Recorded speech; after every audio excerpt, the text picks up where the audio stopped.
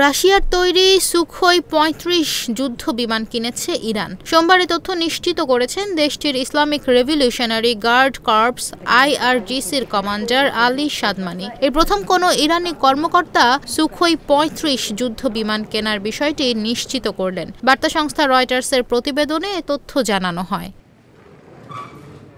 Tehran এবং মস্কোর ক্রমবর্ধমান সামরিক সহযোগিতা নিয়ে পশ্চিমাদের উদ্বেগের মধ্যেই এ খবর সামনে এলো।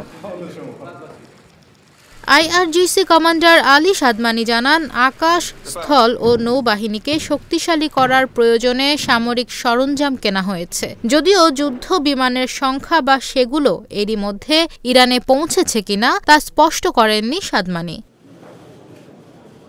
গত নভেম্বরে ইরানের তাসনিম সংবাদ সংস্থা জানিয়েছিল, রাশিয়ার যুদ্ধবিমান কেনার বিষয়ে তেহরান চুক্তি চূড়ান্ত করেছে। এছাড়া চলতি মাসে বিস্তৃত কৌশলগত অংশীদারিত্ব চুক্তি স্বাক্ষর করে ইরান রাশিয়া, যদিও সেখানে অস্ত্র সরবরাহের বিষয়ে কিছু উল্লেখ ছিল না।